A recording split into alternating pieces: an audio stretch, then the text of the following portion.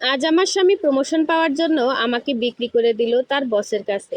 আর তার বস হচ্ছে আর কেউ না, আমার প্রাক্তন। আজ দুপুরে কাজ করতেছিলাম, আমার হাজবেন্ড পেছন থেকে জড়িয়ে ধরে কানের কাছে বলল, আরিয়ান, আজ বাইরে ঘুরতে যাব, সারা বিকেল ঘুরে বাইরে হোটেলে রুম নিয়ে থাকবো, রেডি থেকো পাগলি। এই বলে চলে গেল।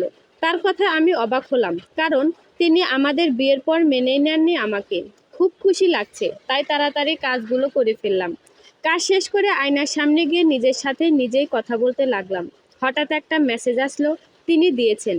মেসেজে একটু সুন্দর করে সাজবে, আর বেডের কোনায় একটা ব্যাগ রাখছি, তার মধ্যে শাড়ি রেখেছি, পরে নিও। আমি তাড়াতাড়ি ব্যাগটা নিলাম। ব্যাগ খুলে দেখি নীল শাড়ির ওপর গোল্ডেন কালারের কাজ করা। শাড়িটা এত ভালো লাগলো যা বোঝাতে পারবো না। তার প্রথম গিফট এটা। খুব যত্ন করে শাড়ি পরলাম, ম্যাচিং কানের দুল, চুড়ি, নেকলেস আর চোখে কাজল, চুল ফুলিয়ে বাঁধলাম। আমি রেডি হয়ে আয়নার দিকে তাকিয়ে আসি, কোনো কিছুর কমতি আছে কিনা দেখছি।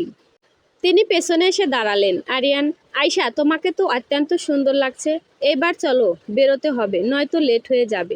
আমিও বেরিয়ে পড়লাম, অনেক জায়গায় ঘুরলাম আজ। বিকেল গড়িয়ে রাত হতে আসলো। একটা হোটেলে নিয়ে গেল আমাকে। অনেক সুন্দর পরিবেশ। 102 নাম্বার রুম ছিল আমাদের দুজনের জন্য। গিয়ে আমি শক, কারণ বেডে হৃদয় বসে আছে, মানে আমার প্রাক্তন। আরিয়ান, স্যার দিয়ে গেলাম, আমার দিকটা একটু ভাবেন। প্রমোশন নিয়ে। আয়শা, আপনি কোথায় যাচ্ছেন, আর এখানে উনি কেন? আরিয়ান, স্যারের কাছে জিজ্ঞেস করে নিও। চলে গেল গেট আটকিয়ে। আমিও গেট ধাক্কা দিতে থাকলাম। আমার এক অজানা ভয়ে কেঁপে উঠল বুকটা। হৃদয়, দরজা বাড়িয়ে লাভ নেই। 3 কোটি টাকার বিনিময়ে তোমাকে আমার কাছে বিক্রি করে গেছে তোমার হাজবেন্ড। কথাটা যেন বুকে এসে লাগলো। আয়শা, কি বলছেন আপনি? হৃদয়, ঠিকই বলছি। কার সাথে বিয়ে করলে আসো, যে তোমাকে শুধু প্রমোশন পাওয়ার জন্য তার বসের কাছে বিক্রি করে দিল? ছি ছি। আমার চারিদিকে ঘুরে ঘুরে বলতে লাগলো। আমার যেন দম বন্ধ হয়ে আসছে, চোখ দিয়ে টপ টপ করে পানি পড়ছে, নিজেকে আর বোকা মনে হচ্ছে। ছি, কাকে ভালোবাসি আমি? না প্রথম ভালোবাসা ঠিক ছিল, না প্রথম বিয়ে। হৃদয়, সেই দিন যদি আমাদের বন্ধুদের খুশি করতে, তাহলে কিছুই হতো না। আর কি জানো আশু, আমি তোমাকে টাচ করব না, কারণ আমি জানি আজকের পর তোমাকে আমার কাছে আসতে হবে। তখন ইচ্ছে মতো নাই। হা হা হা, নিকৃষ্ট হাসি দিয়ে। আজকের পর থেকে এই দরজা পেরোলে তুমি হবে বেশ্যা, শুধু সময়ের অপেক্ষা। এই বলে হৃদয় চলে গেল। বাট কাল সকালের আগে আর আমাকে ছাড়বে না। আসলে সময়টা ছিল কলেজ লাইফে, তখন সে ভালো মানুষের অভিনয় করে আমার সাথে রিলেশনে জড়ায়। এভাবে কলেজ থেকে ভার্সিটিতে গিয়ে তার আসল রূপ দেখাতে থাকে। একদিন তো মেসেজের মাধ্যমে তার কুরুচির প্রমাণ দেখান। তিনি তার বন্ধুদের সাথে ফুর্তি করতে বলেন, আমি রাজি হইনি, সেই জন্য আমাকে যেখানেই পাবে মেরে দিবে। আমি বাঁচার জন্য বাড়ি থেকে বেরোনো বন্ধ করে দিই। তার মধ্যে আমার বিয়ে ঠিক হয় আরিয়ানের সাথে, হৃদয়ের হাত থেকে বাঁচার জন্য। আমি রাজি হতে বাধ্য হই, বাট আজ এই পরিস্থিতির শিকার হলাম আমি। বিয়ের পর জানতে পারি আমার হাজবেন্ডের চরিত্র ভালো নয়। বিয়ের পরও বেডরুমে অনেক মেয়ে এসেছে আমার চোখের সামনে, কিন্তু আমি স্পিকলেস। সৎ মা থাকলে তো এরকম পরিবারে আমাকে বিয়ে দিবেন। আমি আল্লাহর কাছে কান্না করতে থাকি নামাজে, যাতে তিনি ভালো হয়ে যান এবং আমাদের সম্পর্ক যাতে নষ্ট না হয়। কিন্তু আজ তা হিতে বিপরীত হলো।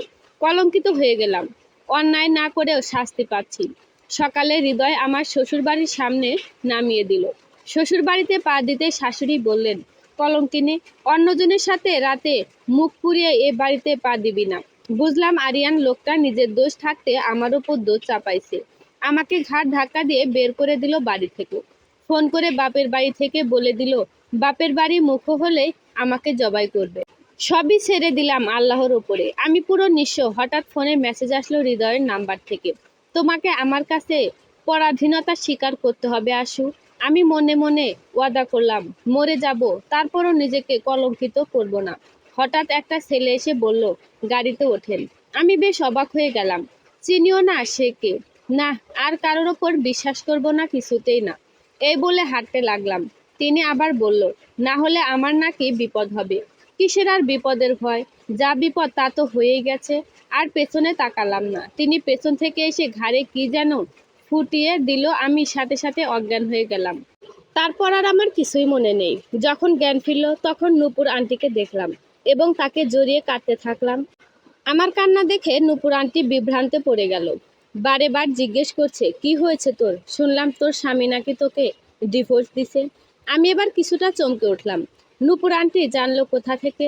কান্না কোনো রকম থামিয়ে তার থেকে দূরে সরে আসলাম। আন্টি, কি হয়েছে তোর বল? মা আয়শা, নিচুপ আন্টি। তুই তো আগে এই আন্টিকে সব বলতিস, এখন কেন চুপ করে আসিস? আয়শা, আন্টিকে যদি সব বলে দিই তাহলে তো তিনিও আমাকে কলঙ্কিনী বলে তাড়িয়ে দিবে। এই নিকৃষ্ট মানুষগুলো তো আমাকে শেষ করে দিবে। যেভাবেই হোক একটা আশ্রয় পেয়েছি, সব বলবো না, অল্প কিছু বলি মনে মনে। আন্টি, কি হলো বল? আয়শা, তুমি তো জানো আমার পোড়া কপালের কথা। আমার স্বামী আমার চোখের সামনে অন্য মেয়েকে নিয়ে রাত কাটাইছে। আরো অনেক কারণ আছে আন্টি, যা আমি প্রকাশ করতে পারবো না। বাপের বাড়ি থেকে সাফ মানা করে দিছে ওখানে না যেতে। সৎ মায়ের নাকি আমাকে জবাই করবে। আমি কোথায় যাব এখন? মাথা নিচু করে। আন্টি, আমি থাকতে তুই কোথায় যাবি? আমার কাছেই থাকবি। আয়শা, কিন্তু আমি এখানে কিভাবে আসলাম? একজন ছেলে রুমে প্রবেশ করলো।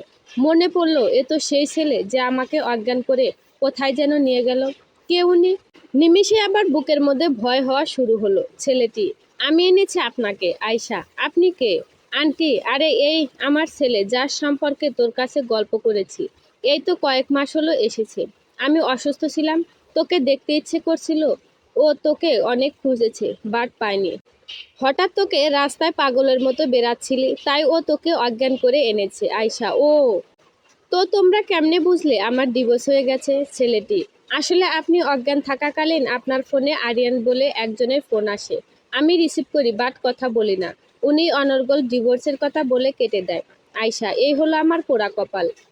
এই জন্যই বলে কোনো কিছু বিবেচনা না করে কোনো কাজ করা উচিত না। আন্টি, তুই রেস্ট নে। বাবু, চল এই রুম থেকে। উনিরা চলে গেলেন। আমার কি করা উচিত বুঝতে পারছি না। সব কি বলে দিব আন্টিকে? কিন্তু তারা যদি ভুল বুঝে তখন কি হবে আমার? এইসব ভাবতে ভাবতে আমার মাথা ব্যথা প্রচণ্ড আকারে শুরু হলো। আসলে হৃদয়ের সাথে সম্পর্ক চলাকালীন নূপুর আন্টির সাথে পরিচয়। একটা ছোট অ্যাক্সিডেন্ট হয়েছিল তো নূপুর আন্টি আমাকে হাসপাতালে নিয়ে আসেন। আর আস্তে আস্তে গভীর থেকে গভীরে চলে আসে আন্টির সাথে সম্পর্ক। আমার মা নাই, সৎ মা আবার কতটা ভালো হয়। তিনি আমাকে মায়ের আদর দিয়েছেন। প্রায় সময় কলেজ থেকে আন্টির কাছে চলে আসতাম, তার সাথে অনেক কথা। আন্টি অনেক সুন্দর রান্না করতে পারে, তিনি শিখিয়েছিলেন। আবার অনেক সময় বাড়ি থেকে খাবার আর জুটত না আমার কপালে, তিনি খাইয়ে দিতেন। কেমন জানি মুখ দেখে বুঝতে পারেন আমার কিছু হয়েছে। তিনি আমাকে হৃদয়ের আসল চেহারা দেখাতে সাহায্য করেছেন। তিনি ডিভোর্সি, তার একটা ছেলে, তাও পড়ালেখার জন্য বিদেশে চলে গেছে।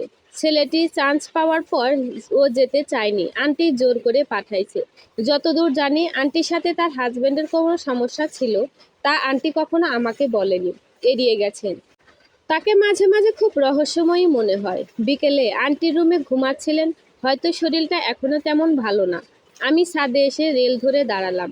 নীল আকাশে সাদা মেঘ, তার সাথে কিছু পাখি উড়ে যাচ্ছে, দেখার মতো দৃশ্য। গাছের পাতা বাতাসে নড়ছে আর আমার কপালে চুলগুলো ছুঁয়ে দিচ্ছে। ইস, বড্ড ইচ্ছে করছে রং তুলার একটা দৃশ্য আঁকায়, কিন্তু নিমেষে আবার আগের চিন্তা চলে আসলো। আমার পাশে এসে যে কেউ দাঁড়িয়েছে তা আমি এখন বুঝতে পারলাম। তার থেকে কিছুটা দূরে সরে গেলাম আমি। ছেলেটি, আপনার কথা আমি আম্মুর কাছ থেকে অনেক শুনেছি। আপনার নাম আয়শা, সবাই আশু বলে ডাকে, তাই তো? আয়শা, জি, আপনার পরিচয়? ছেলেটি, আমার নাম শুভ্র আহমেদ। লেখাপড়া শেষ করলাম, এবার চাকরি খোঁজার পালা। চাকরি হয়ে গেছে বিদেশে, বাট একটু কটা দিন শান্তিতে থাকতে চাই, তাই আম্মুকে দেখতে এসেছি। আয়শা, ও, তো আম্মুর কথা মনে পড়ে না আপনার? শুভ্র, আমি আম্মুকে অনেকবার বলেছি আমার কাছে চলে আসো, আসেনি।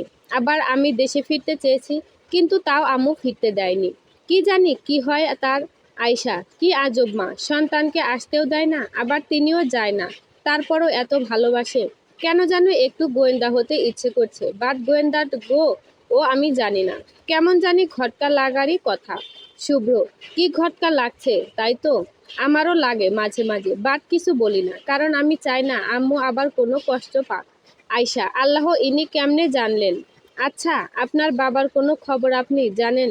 শুভ্র, না, কোনো খোঁজ নেয়নি তিনি আমার। আমি তাকে অত্যন্ত হেট করি, আর তার কথা বলবেন না কেমন? Ayesha, sorry Shubhra, it's okay, সন্ধ্যা হবে, ভেতরে চলেন। এই বলে তিনি আগে আগে, আমি পেছে যেতে লাগলাম। রাতে খাওয়ার ইচ্ছা না হলেও আন্টি জোর করে খাইয়ে দিলেন। তারপর শুয়ে পড়লাম, কিন্তু ঘুম আর আসলো না।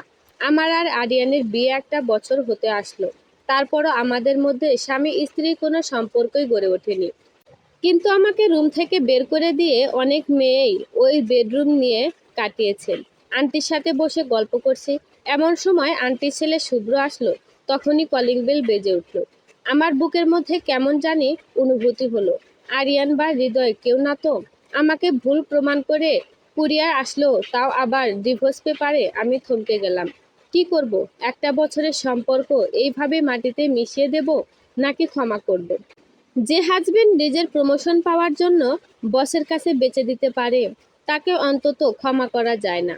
আন্টি ডিভোর্স দেওয়ার জন্য বলে দিল। সে কিছুটা জানতো, বাট শেষের খবরটা আর জানতো না।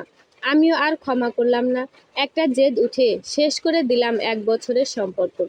একটা সাইন করে ডিভোর্স দিলাম আরিয়ানকে। দুদিন হচ্ছে খাওয়া দাওয়ার অনেক অরুচি হয়েছে।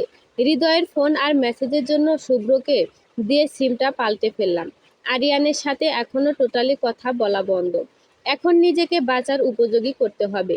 তাই শুভ্রকে বললাম আমাকে একটা চাকরি ম্যানেজ করে দিতে, কিন্তু আন্টি এত মানা করছে, কোনোভাবে বোঝাতেই পারছি না আমি তাকে। সে চায় আমি তার মেয়ের মতো তার পাশে থাকি, বাট এই কথাটা আমার সায় দিচ্ছে না। শুভ্র ও আন্টিকে বোঝাতে পারলো না, তাই এখন বাড়ির রান্নার কাজ আমি নিচ্ছি, কারণ আন্টি অনেক অসুস্থ। বিকেলে বসে বসে ফোন গুতাচ্ছি। নিউ ফেসবুক আইডি খুললাম, আগেরটা ডিলিট করে দিলাম। হঠাৎ আন্টি এসে হাজির। আমার পাশে বসলো। আয়শা, কিছু বলবা আন্টি? কিভাবে বলবো আয়শা? এত সংকোচ বোধ করছো কেন বলো আন্টি? তোর একটা বিয়ে করা দরকার আশু। আয়শা, আন্টির কথায় আমি ফোন থুয়ে তার দিকে তাকালাম। কে বিয়ে করবে একজন ডিভোর্সি মেয়েকে? আন্টি, একজন রাজি হয়েছে। কিন্তু তুই রাজি হ মা, একটা মেয়ে একা থাকতে নেই। তুই এখনো অল্প বয়সী, কখন কি হয়ে যায় কে জানে। আয়শা, কিন্তু আন্টি, আমি আর বিয়ে করতে চাই না। বিয়ের স্বাদ মিটে গেছে আমার আন্টি। তুই এর আগে বিয়ে করেছিলি হৃদয়ের হাত থেকে বাঁচার জন্য, তাও হৃদয়ের বন্ধু আরিয়ানকে। আয়শা, কি? আরিয়ান হৃদয়ের বন্ধু? অবাক হয়ে, তুমি কি করে জানলে? আর আমাকে কেন আগে বলনি? নোনা জল পড়তে লাগলো চোখ দিয়ে। আন্টি, আমি জানলাম তোর বিয়ের 2 দিন আগে। অনেকবার তোকে বলার চেষ্টা করেছি, বাট তোর ওই সৎ মা তোর সাথে কোনোভাবে যোগাযোগ করতে দেয়নি। আয়শা, তার মানে ওই মহিলা সব জানতো? আন্টি, 4 লাখ টাকা দিয়েছে এই কাজটা করার জন্য। হৃদয় এই দিয়ে 4 জন মেয়ের জীবন নষ্ট করেছে। 3 জন মেয়েকে তাদের জালে ফাঁসিয়েছে, আর এখন তুই বাকি। সব শুনে যেন আমার শরীর অবশ হয়ে আছে। কেউ যেন গলা টিপে ধরেছে আমাকে। এতটাই কষ্ট হচ্ছে যে আন্টিকে কিছু প্রশ্ন করতেই ভুলে গেছি। আন্টি আমাকে জড়িয়ে ধরলো। আমার কষ্ট তিনিও সহ্য করতে পারছে না। এই একটা মানুষ যে আমার মুখ দেখেই সব বুঝে যেত, কেন এমন মানুষকে আমার মা হিসেবে পাঠালো না? আমি কিছুটা স্বাভাবিক হলাম। আয়শা, তুমি যেন কি বলতে গেছিলে? আন্টি, তুই শুভ্রকে বিয়ে কর। আমি আরেক দফা অবাক হলাম শুভ্রর নামটা শুনে। এত শিক্ষিত ছেলে একজন ডিভোর্সি মেয়েকে বিয়ে করবে, তাও আবার 5 দিনের পরিচয়। বিষয়টা খুব অদ্ভুত। আন্টি, কি হলো? কিছু বলছিস না যে? আয়শা, আমাকে একটু সময় দাও আন্টি, আমি একটু ভাবতে চাই আন্টি। শুভ্র রাজি। ভাব, কিন্তু 2-3 দিনের মধ্যে। আমার হাতে তো সময় নেই আয়শা। মানে আন্টি? আরে শুভ্র আবার বিদেশে যাবে না, তাই। আচ্ছা, তুই চিন্তা কর, আমি শুভ্রকে কফি দিয়ে আসি। আয়শা, আচ্ছা, এই বলে চলে গেল আন্টি। আমার মাথায় হাজার চিন্তা চাপ দিল। আমার সাথে যা যা হয়েছে তা তো আন্টি আর কাউকেই বলা হয়নি। এগুলো বললে হয়তো রাজি হবে না, ওইগুলোই বলি তাকে। সে তো আমার সাথে ঠিক মতো কথাও বলে না। যখন সবাই ঘুমিয়ে পড়ল, তখন আমি তার রুমে গেলাম। রুম একবার খটকাতে তিনি দরজা খুলে দিলেন। আয়শা, আপনার সাথে কিছু কথা বলার ছিল শুভ্র। ও আসুন। আয়শা, আপনার কি ঘুমে ডিস্টার্ব করলাম? শুভ্র, না, আমি কাজ করছিলাম। বলুন কি বলবেন। আয়শা, আপনি বিয়েতে রাজি হয়েছেন? শুভ্র, কেন? আয়শা, আমি কিছু কথা বলতে চাই। আমি। শুভ্র, বলুন। আমি সব খুলে বললাম তাকে। বলতে বলতে কখন যে চোখ দিয়ে পানি এসেছে খেয়াল করিনি। আয়শা, আমি চাই না আপনার জীবনটা নষ্ট করতে।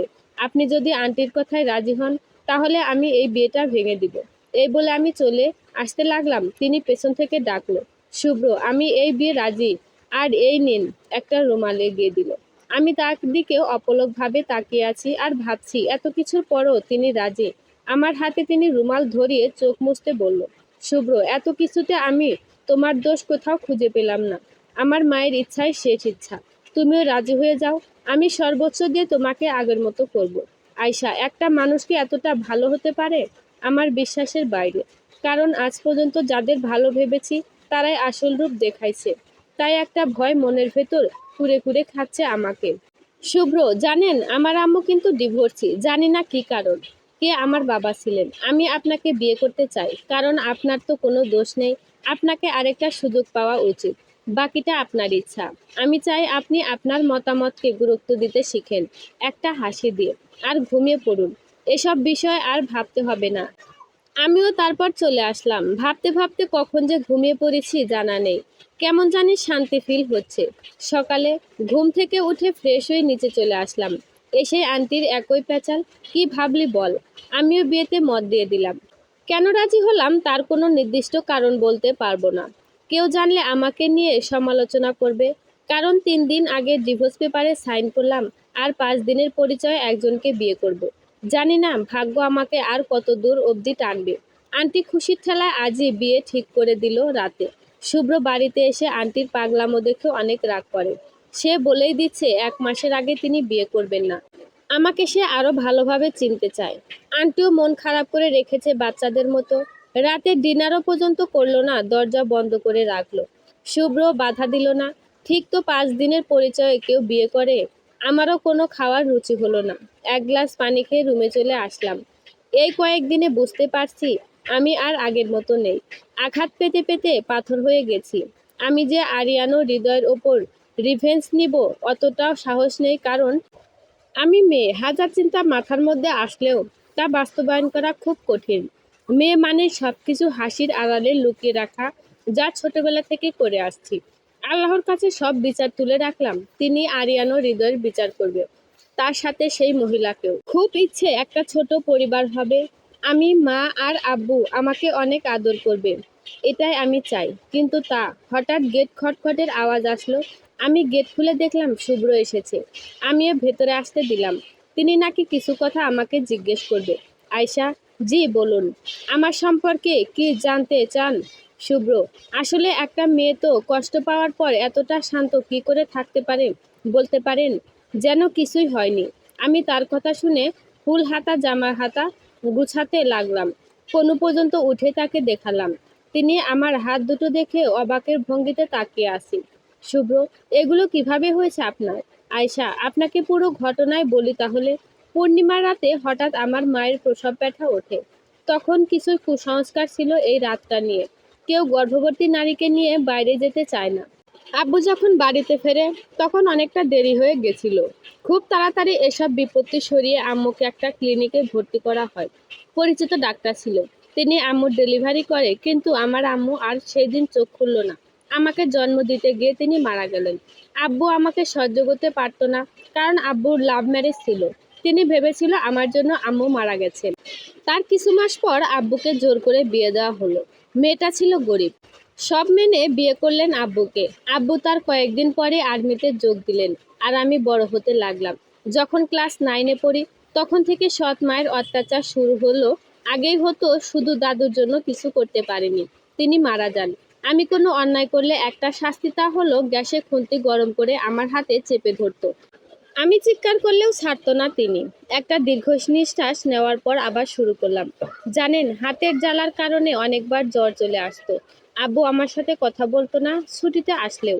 আল্লাহর কাছে শুধু অভিযোগ করতাম, কেন একটা সুস্থ পরিবার আমার দিলে না। আমি ভেতরে ভেতরে পুড়ে শেষ হয়ে গেছি। তারপর আসলো হৃদয়ের বেইমানি। আমি এর মাঝে একবার সুসাইড করার ট্রাইও করেছিলাম, বাট আমার বোন শশীর জন্য পারিনি। এখন আমার এমন এক অবস্থা, হাজার অত্যাচার করলেও আমি সবার মাঝে হাসতে শিখে গেছি।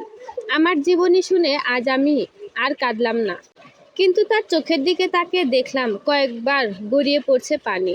তিনি আর 1 সেকেন্ডের জন্য আমার রুমে দাঁড়ালো না।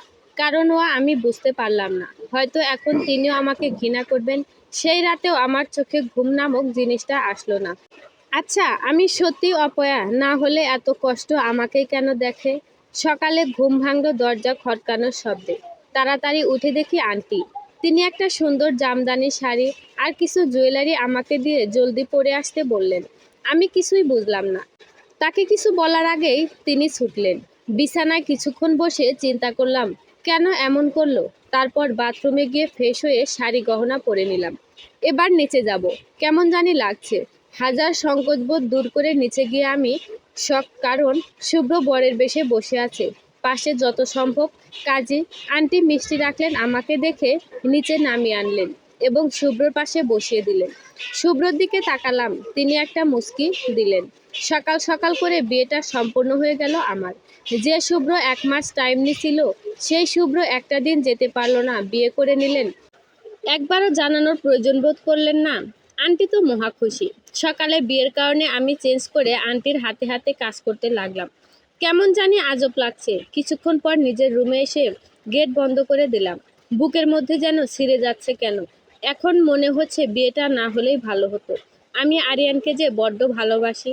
যতই তিনি আমার প্রান্তন হোক না কেন, হাজার অন্যায় করুক, ভালোবাসা ধোঁকা পাওয়ার পর আবারও কাউকে ভালোবেসেছিলাম আমি। আর সেই দিনের মতো কষ্ট হচ্ছে। সেই দিন রাতে আরিয়ান তার রুম থেকে ধাক্কা দিয়ে বের করে দেয়। সেখানে অন্য নারীর সাথে সারা রাত কাটায়। তার দরজার পাশে আমি বসেছিলাম। না, আমি তো কম চেষ্টা করিনি তাকে পাওয়ার, সংসারটা টেকানোর। কেন সবসময় সংসার টেকানোর ভার মেয়েকেই দেওয়া হয়? কেন মানিয়ে নেওয়া শিখিয়ে দেয়? এসব ভাবতে ভাবতে বিছানার সাথে শরীর এলিয়ে দিলাম। তার কিছুক্ষণ পর ঘুমের দেশে পা রাখলাম। আজ সব ক্লান্তি এতই ছিল যে যখন ঘুম ভাঙল তখন বিকেল। বাইরে আন্টি টেনশনে পাগল হয়ে উঠেছে। শুভ্র বাড়িতে এখনো ফেরেনি। আমি গেট খুলে আন্টির কাছে যেতে না যেতেই তিনি ছটফট করে উঠল। খুব কষ্ট সামলালাম। রাত হয়ে গেল, তার এখনো আসার নাম নেই। আন্টি তার রুমটা পরিপাটি করে দেখছেন বাসর রাতের জন্য, যেটা শুনতে আমার ঘৃণা শুরু হতে লাগলো কেন জানি না। তিনি 12টায় ফিরলেন। আন্টি চিল্লাচিল্লি শুরু করলো তার ওপর। তারপর রুমে আসলো। আমি বসেছিলাম। তিনি একটা বালিশ আর কাঁথা সোফায় রাখলো আর বলল, শুভ্র, হয়তো এখন আমরা স্বামী স্ত্রী, কিন্তু আমি জানি তোমার মনে অবস্থাটা কেমন চলছে। আমি তোমার ওপর অধিকার সেই দিনই দেখাবো, যেই দিন তোমার মনে আমি জায়গা করে নিতে পারবো। এই বলে তিনি সোফায় শুয়ে পড়লেন। তার এইসব কথায় আমিও স্বস্তি পেলাম। একটু হালকা লাগছে। হঠাৎ মাথায় এলো, আয়শা, আচ্ছা হৃদয়ের বিষয়ে আন্টি এত কিছু জানলো কিভাবে? আর কিভাবে বুঝলো হৃদয় মহিলাটাকে 4 লক্ষ টাকা দিছে যাতে আরিয়ানের সাথে আমাকে বিয়ে দেবে? না, কিছুতে আমার হিসাবটা মিলছে না। কাল সব জানতে হবে আন্টির থেকে। আন্টির গেট কখন থেকে ধাক্কাচ্ছি, কিন্তু কোনো সাড়া পাচ্ছি না। না, আন্টি তো সেই ফজরে ওঠে। আজ কি হলো, অসুস্থ না তো? আমি শুভ্রকে এসে সব বললাম। তিনিও কয়েকবার ধাক্কালো। এবার কোনো সাড়া শব্দ পাওয়া গেল না। শুভ্র এবার অস্থির হতে লাগলো। তিনি সিদ্ধান্ত নিলেন গেট ভাঙবেন। যেই বলা সেই কাজ। জোরে ধাক্কাতে ধাক্কাতে কিছুক্ষণ পর গেট খুলে গেল। গেট খুলে যা দেখলাম তা যেন নিজের চোখে বিশ্বাস করতে পারছি না। চোখ দিয়ে পানি পড়তে লাগলো। কেন আমার সাথে এমন হয়? শুভ্র চিৎকার করে ভেতরে ছুটে গেল। ফ্যানের সাথে আন্টির দেহ ঝুলছে। শুভ্র আমাকে ডেকে আন্টিকে আমি আর শুভ্র মিলে নামালাম। আন্টির শরীর একদম ঠান্ডা। শুভ্র কান্নায় ভেঙে পড়ল। আমার চোখ দিয়ে অনবরত পানি পড়তেই আছে। কেন করলো সুসাইড আন্টি? তার মানে এই কাজ করার জন্যই আমার আর শুভ্রের বিয়েটা এত তাড়াতাড়ি দিল। সেই দিনের কথা হুট করে মনে পড়ল। আমার হাতে বেশি সময় নেই, এই কথা দ্বারা এটা বোঝালো। আর আমি বুঝতেই পারলাম না। ইতিমধ্যে প্রতিবেশীরা খবর পেয়ে দেখতে এলো। সবার মুখে একই কথা, আন্টি তো অনেক ভালো ছিল, এমন কাজ করলো কেন? তারপর সবাই মিলে আন্টিকে গোসল করানো শুরু করলো। আমার মনে হচ্ছে আমার আত্মা দেহ থেকে পালিয়েছে। আন্টির এমন কাজে আমি যেন কিছুতেই মেনে নিতে পারছি না। খাটিয়া চলে আসলো, আন্টিকে শুইয়ে দেওয়া হলো। আমি শেষ মুখটা দেখে নিলাম।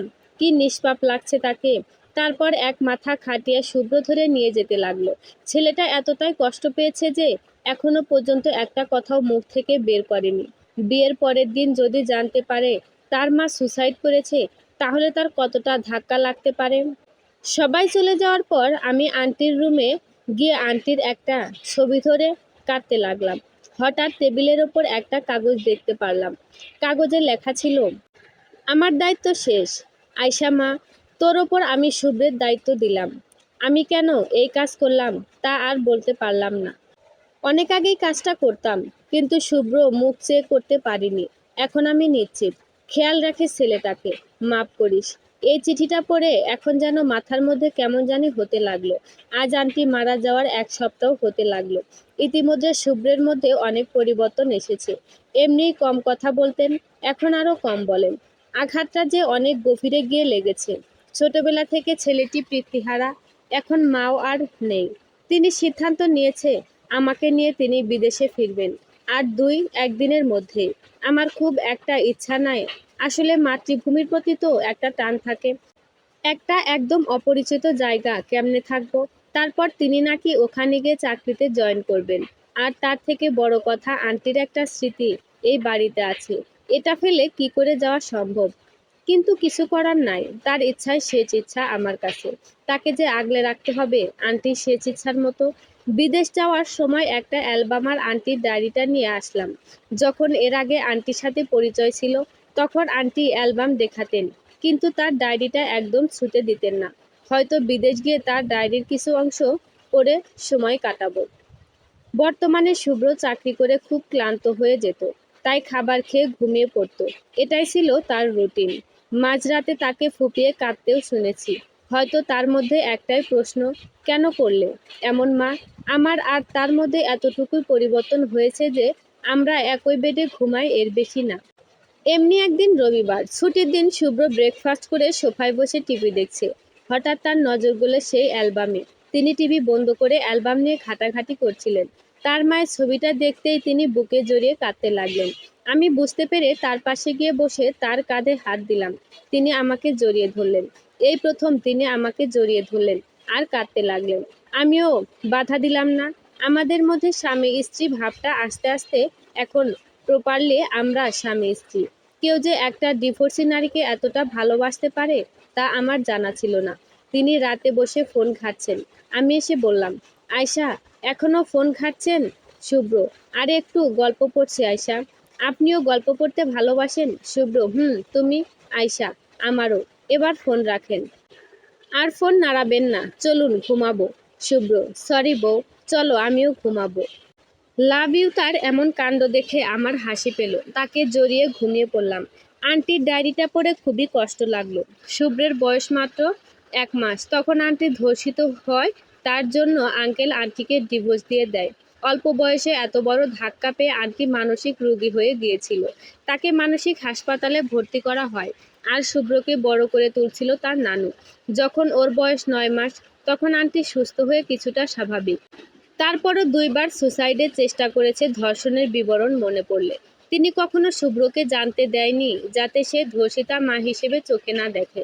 এই দেশে তার মাকে নিয়ে কিছু শুনতে হয়, তাই তাকে বিদেশে পাঠিয়ে দেয়।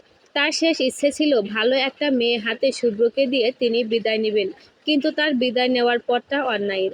1 বছর পর আমি এখন সংসারী মেয়ে। প্রতি সানডেতে আমার বর আমাকে নিয়ে বাইরে ঘুরতে যায়। শুভ্র অনেকটা স্বাভাবিক হয়ে গেছে। এখন আমাদের সম্পর্কটা শুধুই ভালোবাসার। আর বাকি থাকলো আরিয়ান, হৃদয় আর সৎ মায়ের। মনে পড়ে কি আমি তাদের শাস্তি আল্লাহর ওপর ছেড়ে দিয়েছিলাম? তাদের শাস্তি দুনিয়ার ওপর থেকে হয়ে গেল হয়তো সময়ের অপেক্ষায়। এক হৃদয় ধর্ষণ আর ঘুষের জন্য পুলিশ ধরে নিয়ে গিয়েছিল। তার ফাঁসি হয়েছে, তার করা অপরাধ। আর যে 3টা মেয়েকে নষ্ট করেছে তারাও কেস করে, তাই তার আর দুনিয়া দেখা হলো না। 2, আরিয়ান অ্যাক্সিডেন্ট, তার 2 পা হারিয়েছে, সারা জীবন হাঁটার ক্ষমতা হারিয়েছে। এখন সে বোঝা ছাড়া কিছুই না। 3, বাবা সবকিছু জানার পর সৎ মাকে ডিভোর্স দিয়েছে। আমার বাবা সব ভুল বুঝতে পেরেছে। এখন সে মহিলা পথে পথে ঘুরে বেড়াচ্ছে। এটাই হচ্ছে নিয়তি। আমাকে কলঙ্কিনী বানাতে গিয়ে তাদের পুরো জীবন শেষ হয়ে গেল। তখন আমি ছিলাম দুর্বল, আর এখন আমি সুখী, সাহসী। আর 1 বছর পর বাড়ি ফিরছি। এখন প্লেনে জানালা দিয়ে বাইরের অংশ দেখছি। আর শুভ্র আমার কাঁধে হেলান দিয়ে ঘুমাচ্ছে। সমাপ্ত।